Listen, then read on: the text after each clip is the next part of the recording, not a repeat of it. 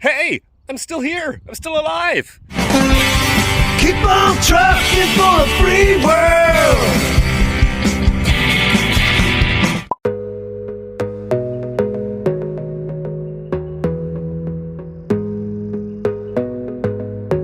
All is well, everyone. Long time, no talk. I've been very, very busy with some big life changes, which I'll get into at the end of the video here. But let's just a little recap on the destruction of Canada happening. So, remember my previous video, I believe it was just my last one uploaded, talking about how we were making some gains and stopping Trudeau from his tyrannical gun grab ideas. Well, that's all great, but we knew he'd try again. So what he's doing is his Liberal government is passing Bill C-21. It got passed in its new version without all of those banned guns listed that they tried to do before, which caused a huge outrage across the country. But part of the bill is allowing the government to create a new, well, it's not a new, but it's a Firearms Advisory Committee, FAC, which is supposed to be a non-partisan group of people who are going to decide gun by gun which ones should be allowed and which ones should be banned. And then they'll make the decision, and then they'll give the list to the government, and the government will just use an order in council to ban the guns they want to ban, which is, if you're in the United States, it's the same as an executive order.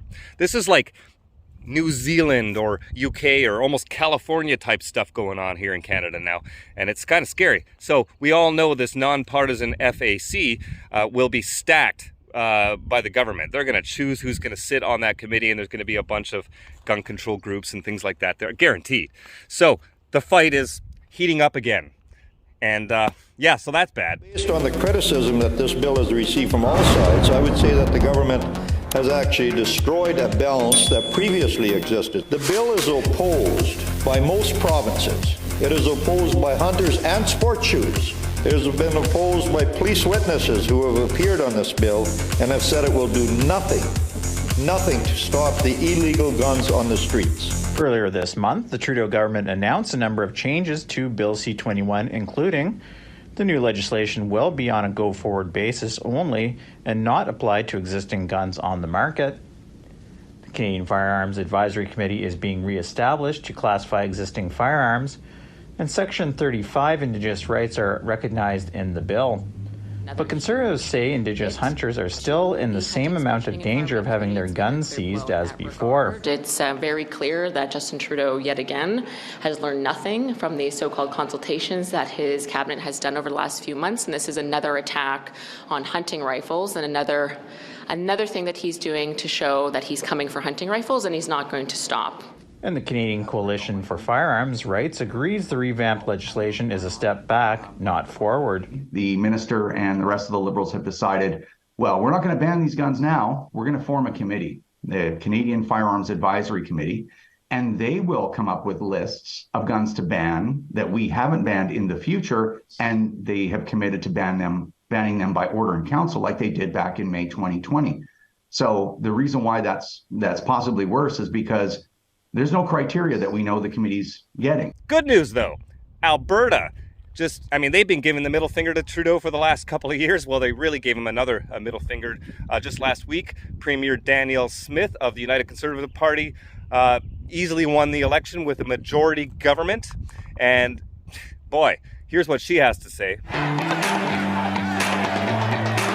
thank you, my dear friends. Thank you so much. Well, to paraphrase our dear friend Ralph Klein, welcome to another miracle on the prairies. We need to come together, no matter how we have voted, to stand shoulder to shoulder against soon-to-be announced Ottawa policies that would significantly harm our provincial economy. And as Premier, I cannot, under any circumstances, allow these contemplated federal policies to be inflicted upon Albertans. I simply can't, and I won't.